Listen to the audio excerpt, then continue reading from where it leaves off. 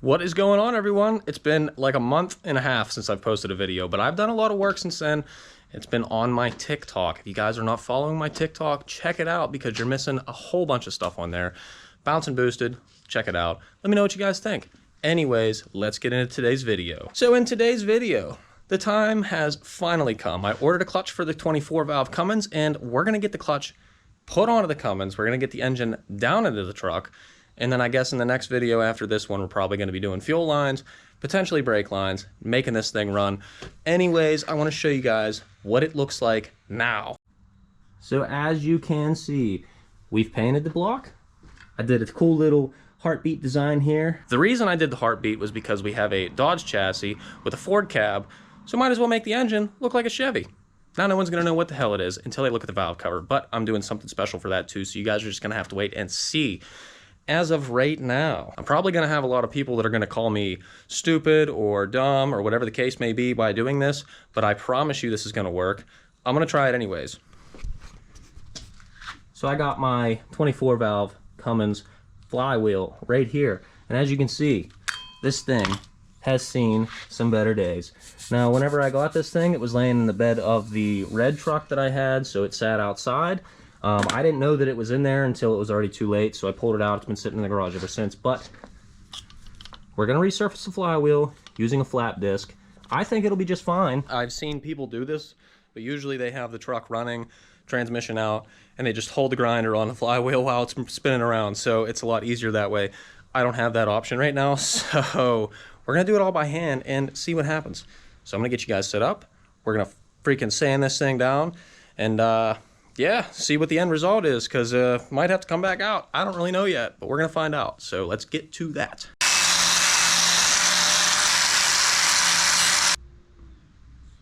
All right, so here's the deal. I think that's going to work fine.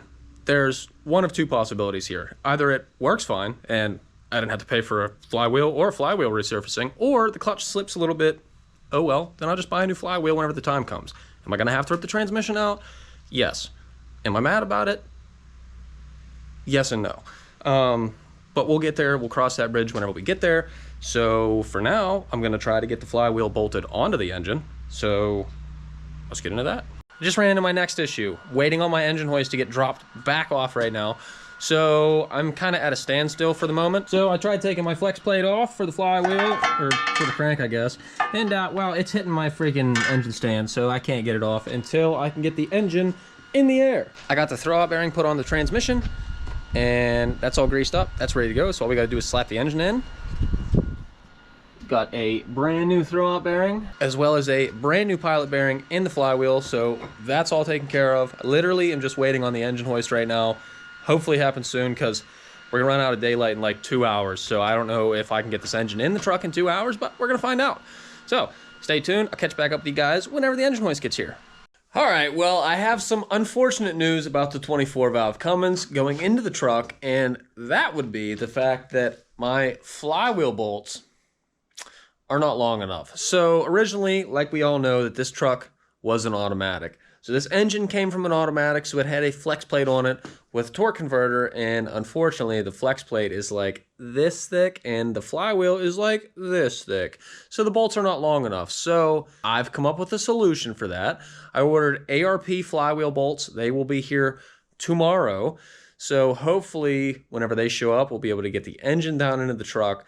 The clutch is going to get bolted onto the flywheel, and I'm hoping that that works, considering the fact that I did resurface the flywheel with a grinder. Now, I know that everyone's like, oh, you're an idiot. That's not going to work. Well, that's the freaking point, all right? That's pretty much the bottom line here. That's the point. I'm supposed to be doing stuff like that. It's an experiment. I'm here to do things like that so that you guys don't have to. You can see my videos, and if they work, then it works, and you guys can try it. If it doesn't work, then you know not to do it.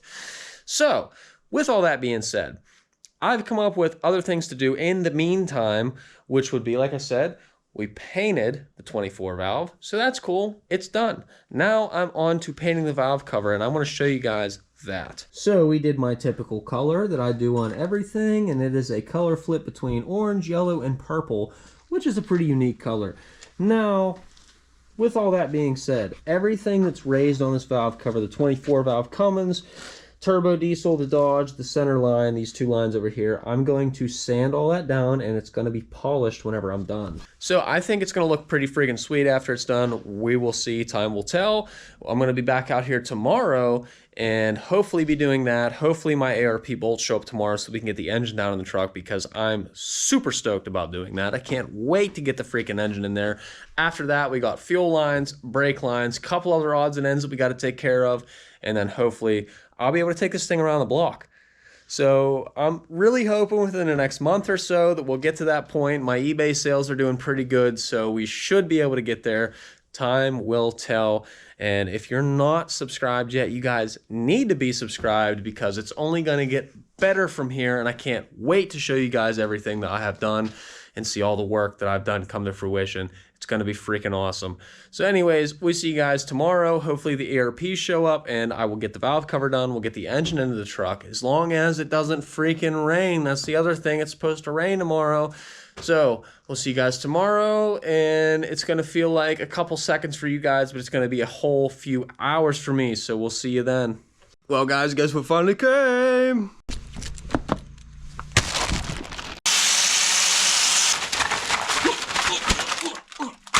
Yeah! Wow! It's fucking finally going in. This way.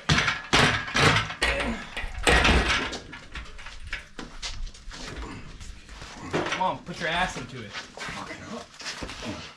Put my ass into it, huh? Fucking two people push it. I still can't move it.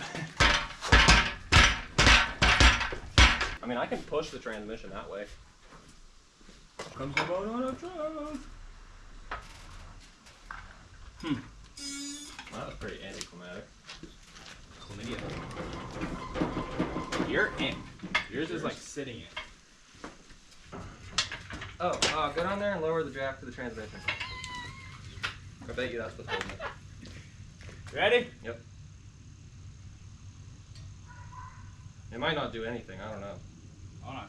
There it goes. Yeah, I'm not touching. No. Hey, you want me to tell you what it was? Huh. The A jack stand. Can you get it out of there? Jack stands all the way down. Alright, here comes the engine. I'm the daddy. Transmission's fully down. Now that's a fucking 24 valve swap 52 Ford. Extended cab. Don't forget about that part. Oh yeah, she's in there.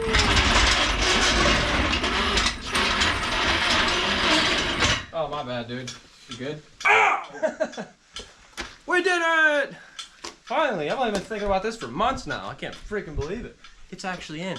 It's actually in. Yeah, now I just have like $9,000 I gotta spend. He's driving a pirate ship. Let me drive the boat. I want to drive the boat. Let me drive the boat. Hey, you might have to do these order. Boats and hoes. This intake horn is going to run into the fender, so I got to get rid of that. Well, not get rid of it, but I'm going to have to cut a hole. But it is in. It is in. Wow. Pretty cool. The engine's in the truck now, thankfully. I'm going to have to tie a couple loose ends up real quick. I'm not going to bore you guys with that, but I'll be back in a minute. Alright guys, well the engine is down in the truck finally. As you can see, I did get my valve cover done. It turned out pretty good, I gotta say. I'll show you guys a good video of it. Now you aren't really going to be able to see the color shift since it's not sunny over here right now. But I did polish everything on the top. I think it turned out freaking awesome. So, a couple things off the bat. Obviously, I'm not going to be able to fit a radiator or an intercooler up here. So what I'm thinking I'm going to have to do is delete the fan. That's another thing. The fan actually hits the hood, so I have to delete the fan.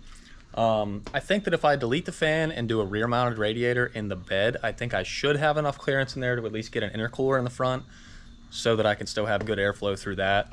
But if I do E-fans in the rear, an inline coolant pump, water pump, and just make the piping out of pipe instead of hose the whole way back, I think that would be pretty ideal.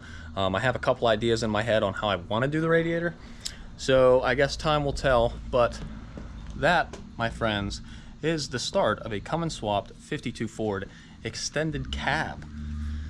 Let me know what you guys think. Let me know what you guys would do with the radiator or the intercooler setup, because like I said, I don't really have much room up here. I think there's like 31 inches between the two of these, something like that. It's not really a whole lot. It's not enough to really do anything with. Still not 100% certain how the turbo is going to sit in here yet. And the intake horn, I'm actually going to have to cut the fender just a little bit to fit the intake horn and the charge piping down. I'm really hoping that with the fan deleted, I should be able to bring it kind of down and then over to here. I'm hoping that if I get a nice tall intercooler, that would help. And then same thing on the turbo side, kind of shoot it up and around over here and hope that that would work. Don't know until I get the intercooler in the truck, but time will tell. So yeah, I think next week's video is probably going to be something along the lines of getting wires laid out. I just got the slave cylinder for the clutch, so we'll be putting that in. And then after all that's said and done, we're going to, like I said, wiring, fuel lines, brake lines should run. We'll see. Time will tell. I got a lot of dicking around that I got to do with the radiator and everything else, so it might be a little bit longer than I'd like it to be. But if you guys enjoyed today's video, drop a comment, drop a like. If you're not following or subscribed yet, please do. And don't forget to check me out on TikTok, because I post a lot more content on TikTok than I do on YouTube. I'm more active on there because it's really easy to do a short-term video rather than a long-term video. It takes a lot less time. You guys will get to see the nitty-gritty with everything on there. So check it out, please. I would greatly appreciate it. And with that being said, we'll see you guys in the next one.